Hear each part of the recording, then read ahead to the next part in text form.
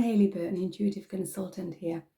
I'm just going to explain today quickly how I actually tune in to other people, as in tuning into customers. So I no longer see anybody face to face. I did that for 25 years. People used to come to see me. I would travel out to work with groups. I've worked on the telephone. I've worked online, but I no longer do a lot of that now. So all my work now is carried out online, and I don't get to see the customers and they don't get to see me. So they purchase through my website, whichever listing it is they want. And then I, add them to my list, and then I record their consultation as an audio file, and then I send it to them via Gmail. So that's how it works. So what I will do is I'll just get myself sorted. I have a notepad and pen to hand. So I'll go to the email. They might have selected to have, say, 10 general predictions. Now, I do allow up to 2 questions at the time of purchase, so it depends. Some people will ask a question and some won't.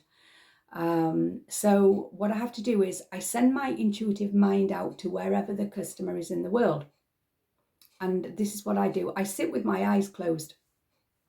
And what I'm doing is I'm looking here beyond my closed eyelids. So if you try that, you close your eyes.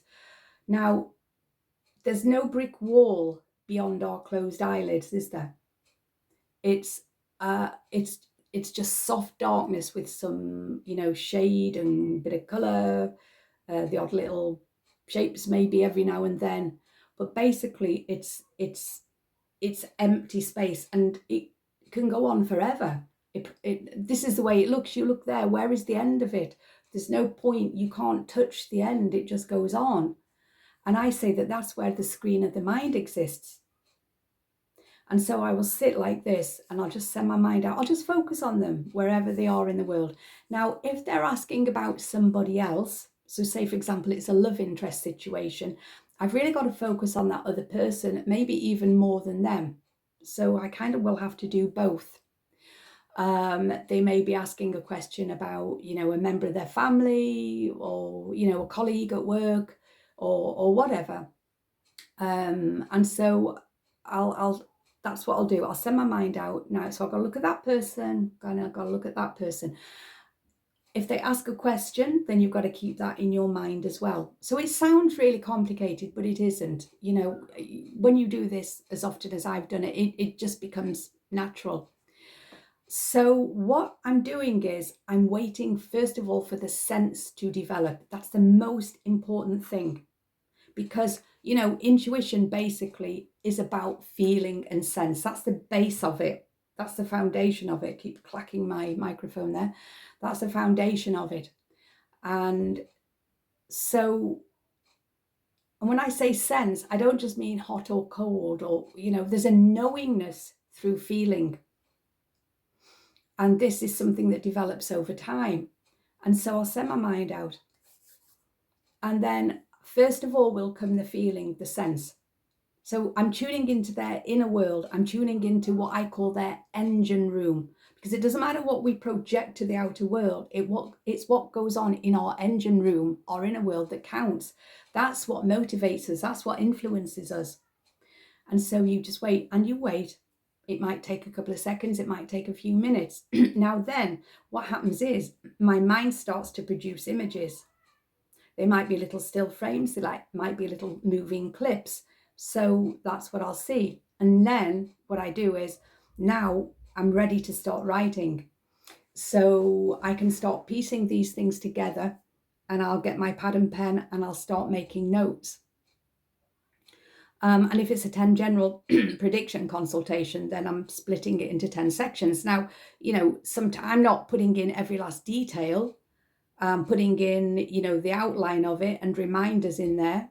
And then sometimes things that aren't even within the 10 general predictions, I'll just jot them at the bottom of the page, and I'll come back to them later. So it's basically you're tuning into their inner world, and you're getting to see what they feel like. and the things that are going on with them, the little contradictions. Now, I'm not God. I can't see everything. And I will never say, oh, I'm always 100% right, because interpretation is tricky. Sometimes it's really clear and obvious what you're feeling and seeing. Other times, not so much. So interpretation plays a big role in it.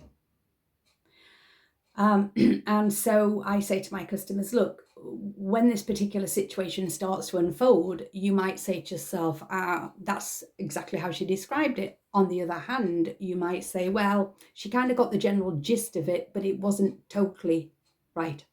Okay, because, it's an inexact science. There are people who think that you should be able to see how many freckles they've got on their face and what colour knickers they wore a week last Wednesday. Well, maybe there are some people out there who can do that, but I'm not one of them.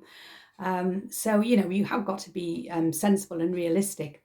So then what I do is, when I've completed that, then I start to record. And I'll explain it to the customer one by one by one. I'll go through it all and talk to them about what I've been seeing, what I've been feeling. So then it becomes a combination of prediction, insight, and food for thought. Because if we do A in life, A happens. And if we do B, B happens. Now, that's just how I work. I don't go looking people up on Facebook. Well, I have occasionally, but not for the reason that you might think. Occasionally I will, because I work very much with sense, I might get a name and I don't recognize whether it's male or female. And there are certain cultures in this world where the names can't be used male and female. And so I'll think to myself, well, this person feels very feminine to me, or this person feels more masculine. But you can get very masculine women and you can get much more touchy-feely men. So on occasions, what I've done is I've gone on Facebook and put the name in, only to see how many, because the same name will come up for lots of different people. And then if you can see the mostly female have that name, you'll think, well, I'm going to plump for this. Yes, I'm going to go with this. It's female. But you don't go looking people up, because nobody lives their real life, or virtually nobody lives their real life through social media. And in any case, when you're looking at the future as well, a person's future isn't there. So when people say, oh, it's all cold reading, well, for some people maybe it is. I'm sure there are people out there who do cold read others. I'm sure there are people out there who do go on all the social media profiles and try and glean information about them, but it's a waste of time and energy, really. So it is possible for us. We are equipped to read each other. We're all equipped for this. It's just that I've been doing it for a long time. So so that's how I work. So if you've ever wondered how on earth is it possible for somebody to read a person when they're not seeing them or speaking to them, well, now you know. Okay, there you go then. Look, if you've enjoyed this, please like, and if you want to see more videos, because I'm going to make some more videos, I've been neglecting the channel for a while, please do subscribe. I'll put down below the link to my Facebook consultations page, to my website, because I've got a series of blog posts on there as well as everything else. So whether it's about spirituality, whether it's about relationships, dating, life in general, there may be something there of interest to you. And what's the other thing? Oh, I've got 4 books currently published on Amazon with regards to the subject of life beyond death, continued existence beyond death. So I'll put that link in case you want to look at them. Okay then? Okay. Take care. Bye.